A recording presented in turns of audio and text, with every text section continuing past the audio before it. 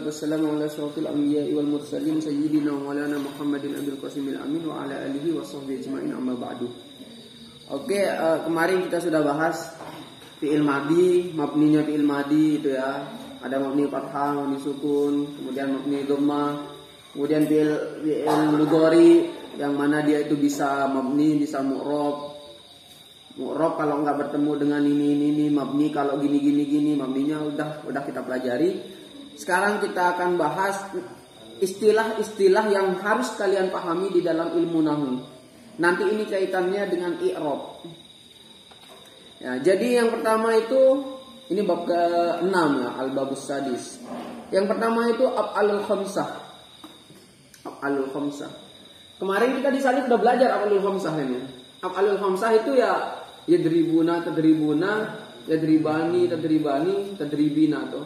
Yaf'alani, yaf'aluna, taf'alani, taf'aluna, taf'ilina. Itu hafalannya kayak gitu.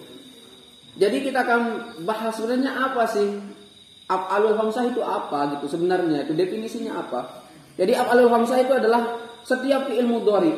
Jadi asalnya af'alul khamsah itu fi'il mudhari. Dia itu af'alul khamsah itu awalnya memang fi'il mudhari. Tapi fi'il mudhari'nya itu bertemu dengan alif tasniyah, waw jama' atau ya muannas mukhatabah. Contohnya yang bertemu dengan waw jama' gimana? Kalau yadribu ketemu sama waw jama' gimana? Yadribu, yadribuna atau tadribuna. Kalau bertemu dengan alif tasniyah, yadribani atau tadribani. Kalau bertemu dengan ya muannas mukhatabah, tadribina. Jadi apa itu alif tasniyah? Jadi af'alul khamsah ya. Al-af'alul khamsah yang katanya kemarin itu fi'il yang 5.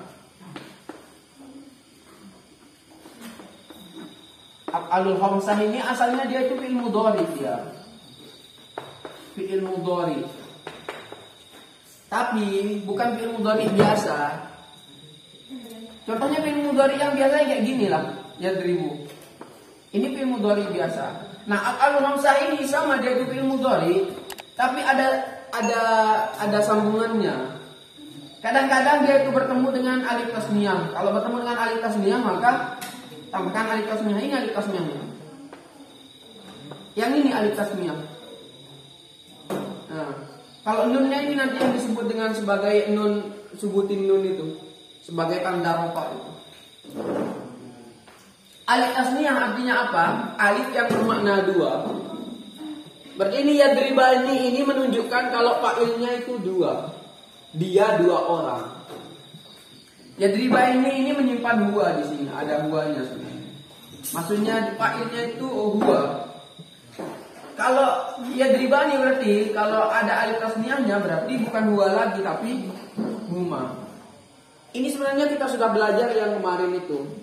Seharusnya kita sudah hafalan yang kemarin. Pasti kan sudah hafal kan? Kalau doroba itu menyimpan huwa kan ya, doroba huwa. Kalau doroba huma.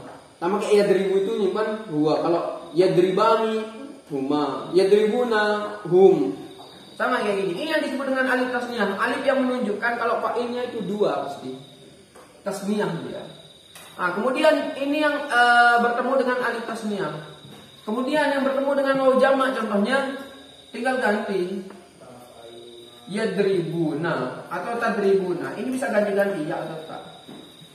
Nah, waw ini yang disebut dengan waw jama' yang menunjukkan kalau fa'ilnya itu banyak.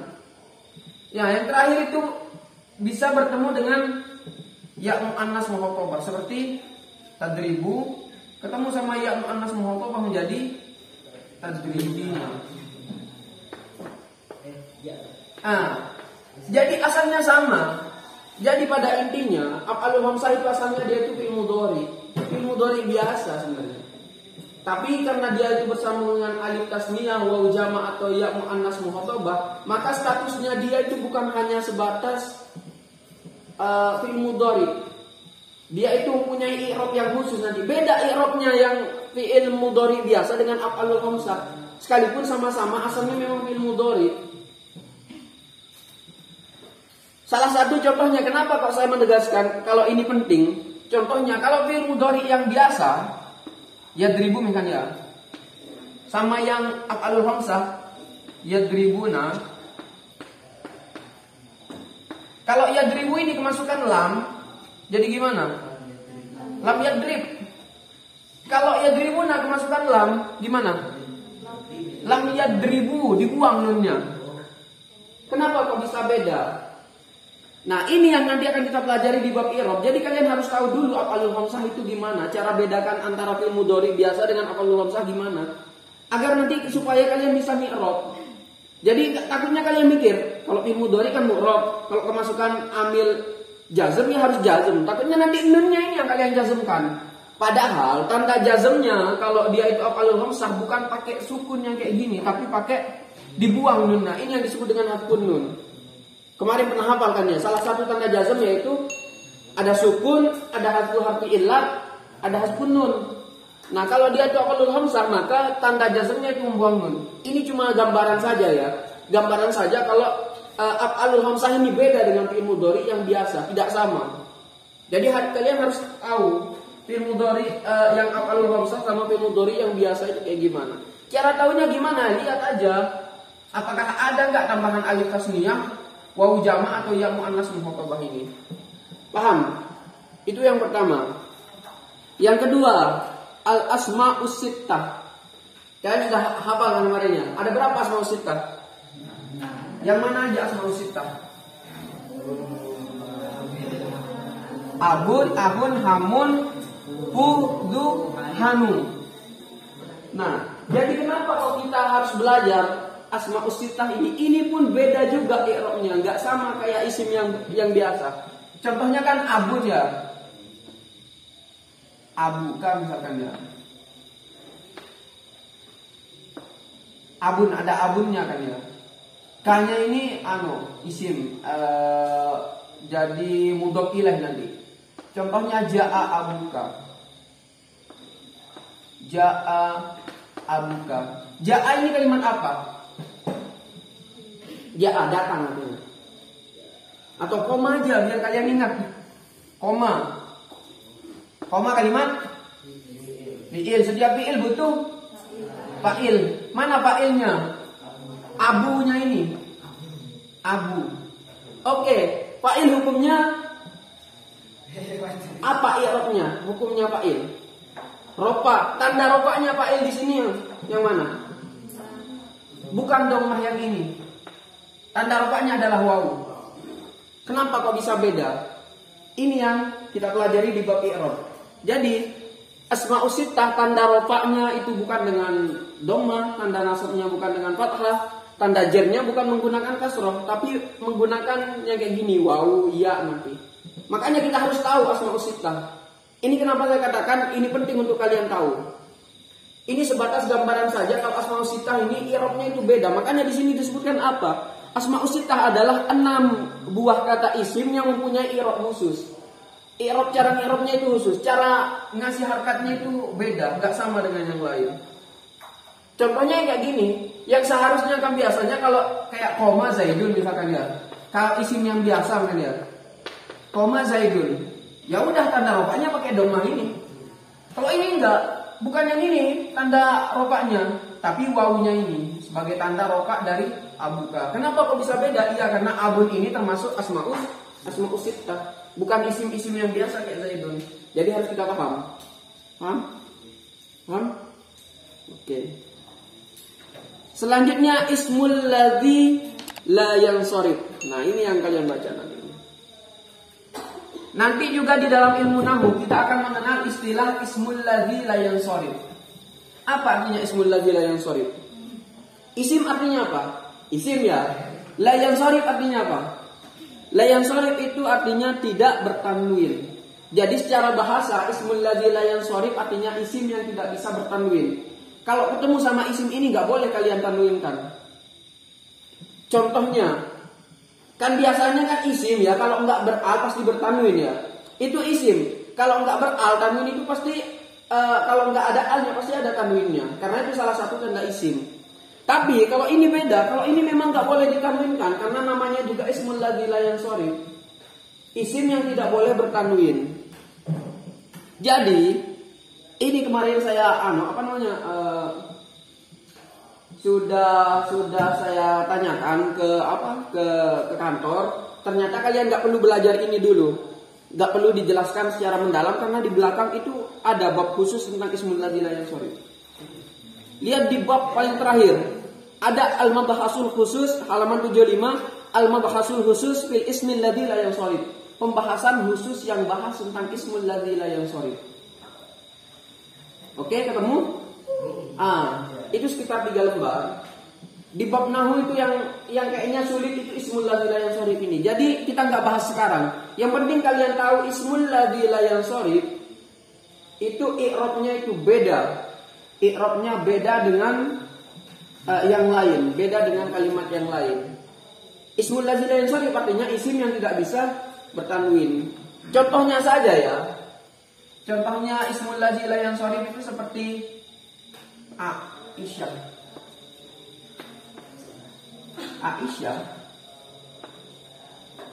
Aisyah istri Rasulullah itu ya, nama Aisyah. Ini termasuk ismul ladzi la yansharif.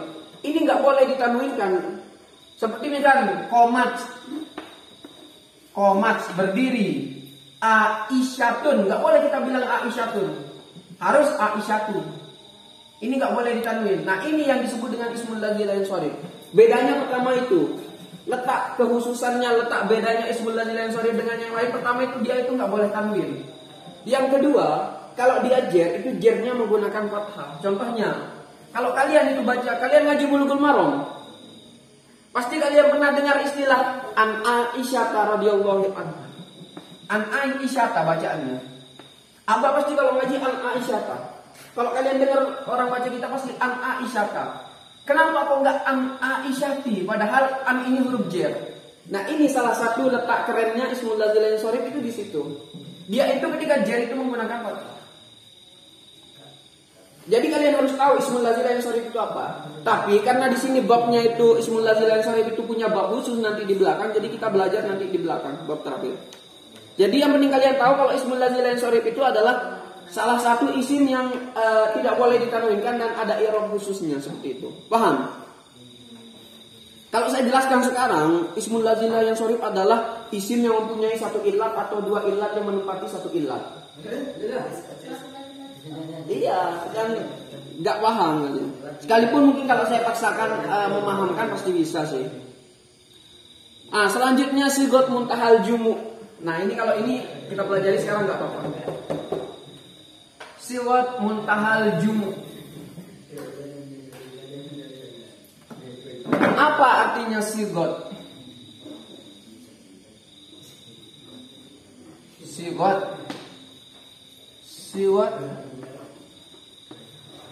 muntahal jumu. Sigot artinya bentuk. Muntaha artinya puncak. Jumu artinya jamak. Berarti sigot muntahal jumu adalah bentuk puncak dari jamak. Artinya kalau sudah kalimat itu menggunakan sigot bentuk kalimat ini, maka itu puncak dari jamak. Ingat, sigot muntahal jumu itu jamak taksir dia. Sigot muntahal jumu itu sama dengan jamak taksir. Tapi jamak taksir kan banyak. Jamak taksir itu banyak. Nah, salah satu wazannya, salah satu bentuknya jamak taksir adalah ada yang disebut dengan istilah sigot muntahal jumu. Ini bentuk paling tinggi dari jamak taksir.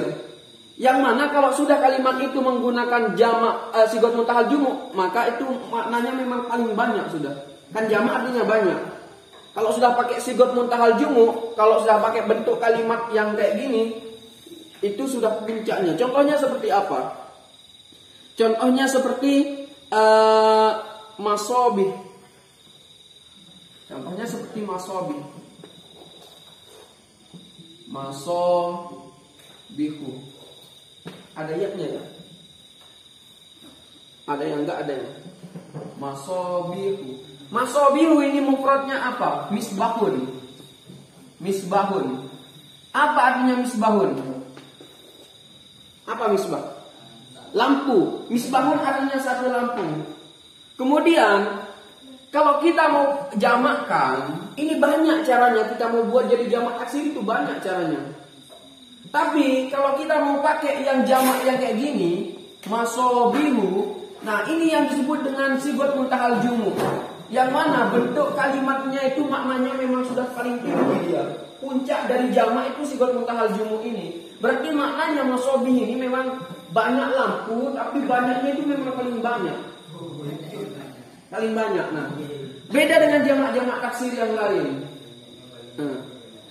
Jadi definisi itu secara bahasa. Secara bahasa artinya sigot muntahal jumu adalah bentuk puncak dari jamak. Dia itu jamak, sigot muntahal jumu itu jamak taksir. Ingat, sigot muntahal jumu itu jamak taksir.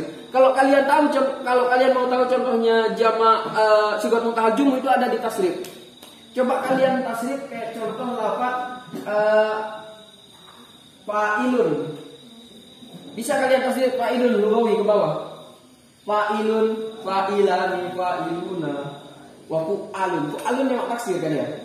Wa fu'alun banyak pelaku berarti ya, banyak pekerja artinya.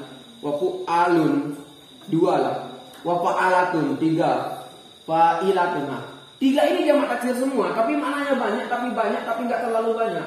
Fa'ilatun, fa'ilatani, fa'ilatun, wa fawailu. Kayak gitu kan ya di belakang. Nah, bentuk yang kayak fawailu di bawah paling bawah itu yang disebut dengan sigot muntahal jumu. Beda ya. Ketika fa'ilun artinya kan satu ya. Fa'ilun ini artinya apa? Satu pekerja, atau jangan fa'ilun lah. Biar kalian paham itu kayak doribun. Apa artinya doribun? Satu orang yang memukul. Kemudian ini kalau ditasrif doribun, doribani, doribuna, wadurrobun. Kalau ada bentuk kayak gini, ini jamak taksir dari doribun adalah durrobun atau durrobun, nggak panjang. Durrobun atau dorobatun. Ini semua jamak taksir ini. Tapi jamak taksirnya ini kan jamak taksir artinya banyak. Banyaknya ini nggak terlalu banyak. Artinya masih ada bentuk kalimat yang kita pakai agar supaya maknanya itu puncak dari jamak, yaitu apa? Ada di paling bawah dia di tasrif. Doribun, doribani, doribuna, wadurrobun, wadurrobun, wadorobatun, doribatun, doribatani, doribatun, wadowaribu. 2000 bukan 2000. 2000. Ini yang disebut dengan sigot muntahal jumu. Coba kalian cek di tasrifnya yang lugawi. Kalian pasti menemukan ada contoh sigot muntahal jumu. Yang lugawi.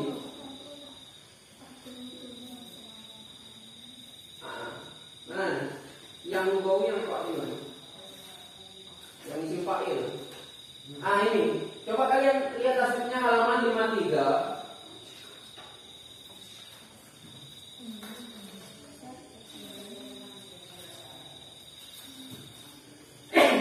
53 atau 54 saja? 54. Ada contoh ba'iun. Ketemu?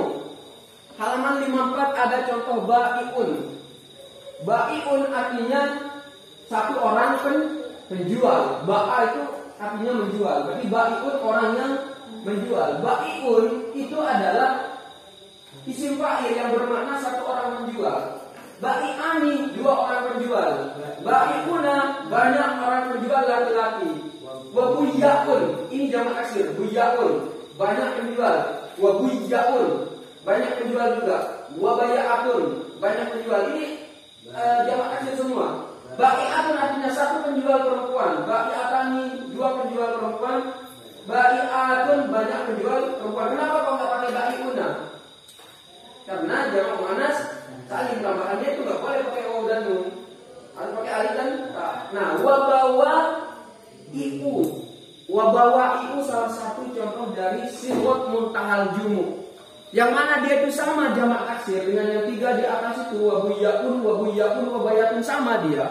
Tapi bentuk kalimatnya wabawa'iu itu bentuk kalimat yang puncak dari jamak taksir. Paham ya? Nah, kalau kita belajar definisinya dari sigot muntahal jumu adalah ma awwaluhu maftuhun wa salisuhu alifun wa ba'daha harfani awwaluhuma maksurun aw ba'daha salasatu ahrufin aw satuhunna yaun. Wis.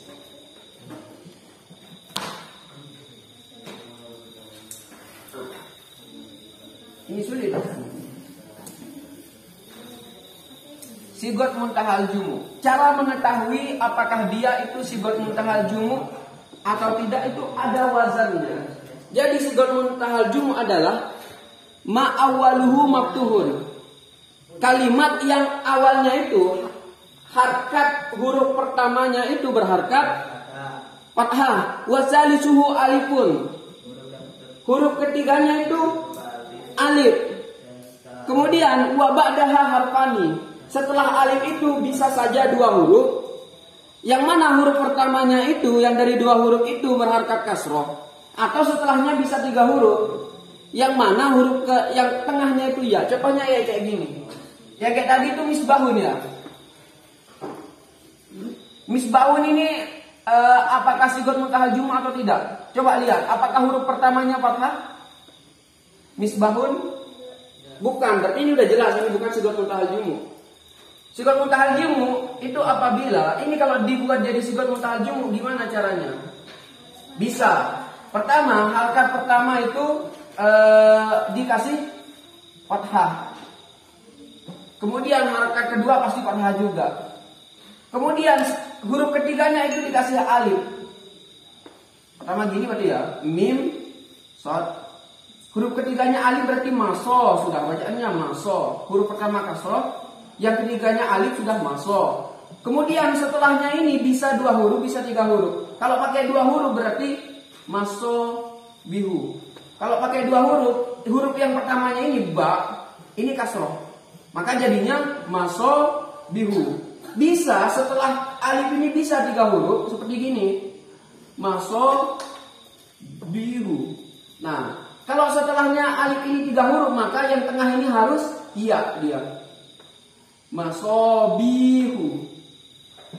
Jadi secara tidak langsung sebenarnya, coba kalian lihat wazan itu di paling bawah. Wazan sigot muntahal jumu adalah mafailu, mafailu atau fawailu, fawailu.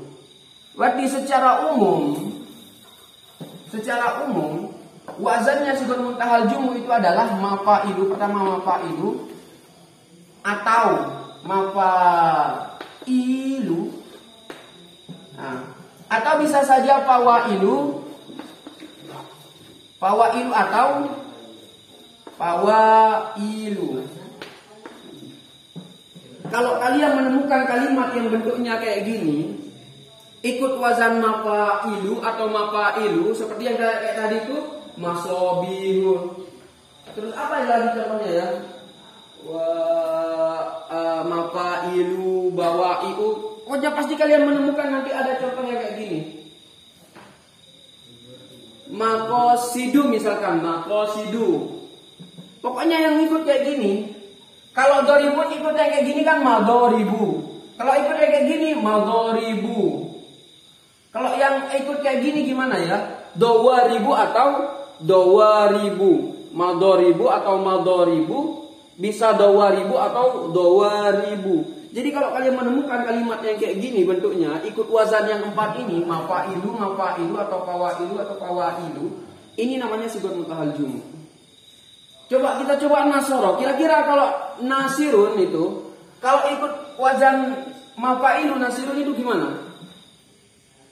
Tinggal contohkan nasirun kan kayak gini. Ada nun, ada shad, ada rod. Tinggal tambahkan mim sama kayak gini. Ini kan huruf asalnya fa, ain sama lam. Ini fa, ain sama lam. Tambahannya apa di sini? Pertama mim. Kemudian mimnya itu nyambung sama fa fi'il. Kemudian fa fi'ilnya itu ada alifnya. Berarti mana siru. Mapa ilu sama. Kalau ini berarti mana siru. Ada iya-nya. Kalau ikut wazan ini berarti ini kan fa fi'il, ain fi'il, lam fi'il. Waw ini tambahan. Berarti kalau nasirun menjadi nawasiru. Kalau fawailu berarti nawasiru ada ini. Bisa kira-kira ya sigot muntahal jumu itu. Nah, apa kira-kira gunanya sifat muntahal jumu ini? Gunanya nanti ketika kalian mengartikan kitab itu, kalian nanti kadang-kadang tidak bisa membedakan antara isim mufrad sama sifat muntahal jumu. Contohnya tadi agak sama, seperti misbahun sama masobi. Misbahun atau masobi itu kan hampir sama. Masobihu sama misbahun. Ini kalau dilihat-lihat hampir sama tulisannya. Tapi beda satu huruf saja itu sudah maknanya beda. Oke, paham? Lanjut. Wah, banyak ini mas ini. Fi'il mudhari sahih akhir. Nah, ini kita sudah belajar. Fi'il mudhari sahih akhir itu apa? Apa itu fi'il mudhari sahih akhir? Fi'il mudhari yang akhirnya itu harakat terakhirnya, huruf terakhirnya tidak berupa huruf illat. Kalau berupa huruf illat namanya apa? Mu'tal. Ingat, ada fi'il mudhari itu ada dua kemarin kita belajar. Ada sahih akhir, ada mu'tal akhir. Kalau sahih akhir itu huruf terakhirnya bukan berupa huruf illat. Kalau mu'tal akhir huruf terakhirnya berupa huruf illat. Berapa huruf illat? Apaan? Alif ya waw. Kenapa kita harus belajar ini? Sama dengan yang tadi. Coba. Yadribu. Masuk lam. Tunggu. Yadribu ini sahih apa mu'tal? Sahih. Ini kemasukan lam gimana jadinya? Yadrib. Oke, sekarang coba yang mu'tal akhir. Yarmi. Ya Allah. Yarmi. Kan ini ada ya-nya kan? Berarti ini mu'tal. Ini kemasukan lam gimana jadinya? Huruf ilatnya itu dibuang. Tinggal lam yarmi. Yang asalnya yarmi menjadi lam yarmi. Kenapa kok beda? Nah, ini alasannya kita harus tahu fi'il mudhari sahih dengan mu'tal itu ternyata cara i'rabnya itu beda. Kapan kita belajar itu nanti di bab i'rab. Salah satu tanda jazm itu apa? Hasbu harfi illat, membuang huruf illat. Kapan dipakai membuang huruf illat itu jadi tanda jazm? Ketika dia itu adalah fi'il mudhari mu'tal akhir. Kita nggak pakai jazm lagi, sudah nggak pakai jazm yang kayak gini lagi. Atau udah nggak pakai membuang nun yang kayak tadi itu yadribuna. Yadribuna kalau kemasukan lam tadi kan lam yadribu jadinya, dibuang nunnya. Ini beda lagi. Ini kalau yang ini yang dibuang adalah huruf illatnya. Tersisa lam yarmi saja. Makanya kita harus tahu dulu apa itu af'alul khamsah. Karena kenapa? Karena nanti ketika masuk bab i'rab kan nggak mungkin saya bilang i'rab jazm itu adalah salah satunya adalah membuang huruf illat dipakai pada af'alul fi'il mudhari mu'tal akhir. Kemudian kalian nggak tahu fi'il mudhari mu'tal akhir itu kayak gimana. Tapi kalau kalian sudah tahu kalau fi'il mudhari mu'tal akhir adalah fi'il mudhari yang huruf terakhirnya berupa huruf illat. Tanda jazmnya nanti bukan sukun atau membuang nun lagi, tapi yang dibuang huruf illat. Oke, lanjut. Isim maksur. Nah, ini yang sering terjadi ini, isim maksur. Wah, lama ini. Apa itu isim maksur? Isim maksur adalah kalimat isim yang huruf terakhirnya berupa alif lazimah dan sebelumnya terdapat harakat fathah. Kalian tahu alif lazimah ya? Alif lazimah itu bentuknya kayak iya. Ya? Kayak iya. Contohnya yang kayak gini, al-fatah. Al-fatah. Al-fatah. Ini alif ini. Ini bukan iya, ini namanya alif. Alif apa namanya? Alif lazimah. Contohnya apa lagi? Makna. Al-makna misalkan. Al-makna. Kenapa kok kita harus belajar isim maksur? Nanti isim maksur itu beda dengan isim yang lain. Bedanya apa? Isim maksur itu ketika rofa, jer atau nasab bentuknya memang bacaannya sudah kayak gitu. Kenapa kemarin saya suruh baca kalian kayak gini? Al-fi'lu kalimatun kan ya? Kalimatun dalat ala makna kan ya? Kenapa kok enggak ala maknin? Iya kan seharusnya. Nah, ini yang disebut dengan isim maksur. Isim maksur itu mau jer, mau rofa, mau nasab, terserah. Itu bacaannya memang udah kayak gini, ala makna gitu. Al-Fatah. Jadi Al-Fatah ini apa artinya? Al-Fatah. Al-Fatah itu artinya pemuda. Kalau di sini koma itu artinya berdiri. Koma kalimat apa? Fi'il. Setiap fi'il butuh fa'il. Fa'il hukumnya rofa. Seharusnya ini kan koma al-fatu atau al-fatayu bacaannya. Seharusnya kan kayak gitu. Karena dia fa'il. Tapi enggak, ini bacaannya tetap al-fatah. Ini ketika rofa. Ketika nasab contohnya seperti apa? Seperti doroba Zaidun. Memukul Zaidun siapa? Zaid al-fatah kepada pemuda. Bacaannya tetap al-fatah. Atau kita kasih huruf jer. Min artinya dari. Min huruf jer. Setelah huruf jer pasti majrur. Bacaannya apa ini?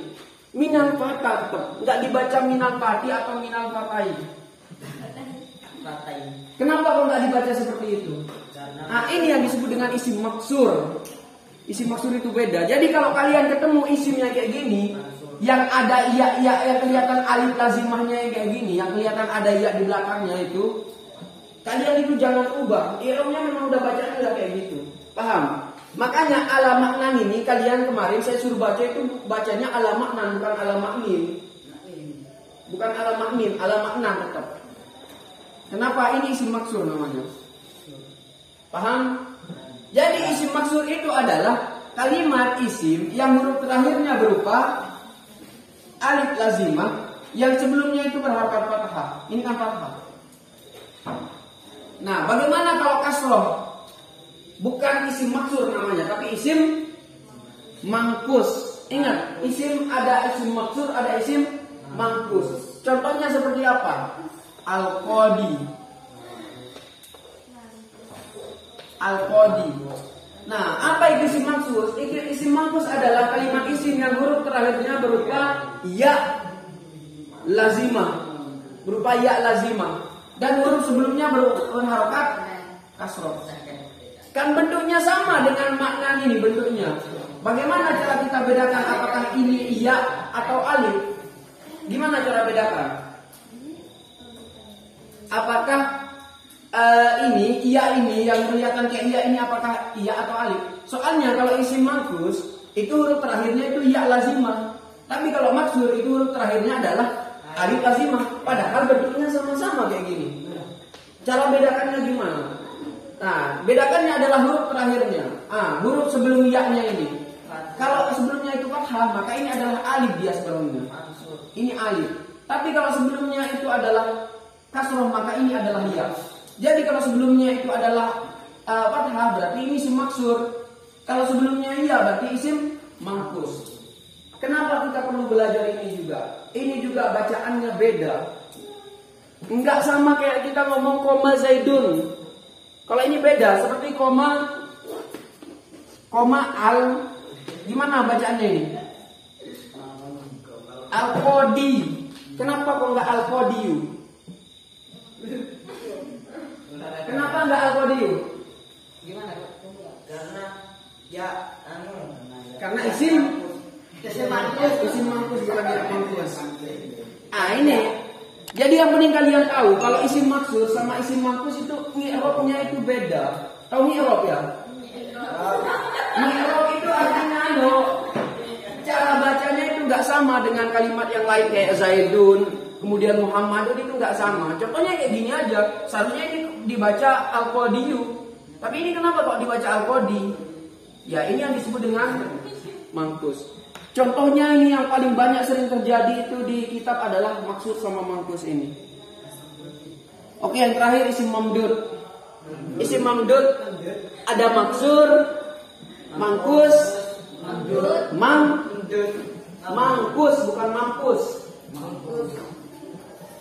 Jadi ada mamdud. Mamdud ini mudah. Ini yang penting kalian tahu saja. Sebenarnya mamdud kalau mamdud ini itu i'rabnya itu sama dengan yang lain. Cara bacanya itu sama. Apa itu isim mamdud? Isim mamdud adalah kalimat isim yang huruf terakhirnya berupa hamzah yang didahului oleh alif zaidah. Terakhirnya itu hamzah, sebelumnya hamzah alif zaidah. Contohnya seperti as-sama. Apa artinya sama? Langit. Nah, ini hamzah, huruf terakhirnya hamzah, sebelumnya ini alif. Paham? Nah, ini isim mamdud cuma. Jadi nanti kalian takutnya ditanya, as-sama ini kalimat apa? Kalimat isim. Isim apa? Takutnya kalian jawab isim mufrad. Jawabnya ini udah bukan isim mufrad lagi, tapi jawabnya adalah isim mamdud. Kemudian al-fata. Al-fata itu kalimat apa? Kalimat isim. Isim apa? Udah bukan pertanyaan. Kalau pertanyaannya kayak gitu, jawabannya bukan isim mufrad lagi, tapi isim maksur atau isim mamdud. Oke, jadi kita nggak baca malam ini karena bacaannya juga nggak terlalu anu. Jadi kalian persiapkan baca untuk yang nggak ada di sini ya. Untuk yang ini nanti saya buatkan anu caranya. Besok bab i'rab ya. Nanti saya buatkan contoh kalimat saja. Ambilkan di Fathul Qorib atau di Fathul Mu'in, jadi kalian baca. Ya, Fathul Qorib atau Fathul Mu'in. Oke. Ada pertanyaan? Kita cukupkan sampai di sini. Semoga barokah manfaat. Wallahu a'lam bishawab. Al-Fatihah.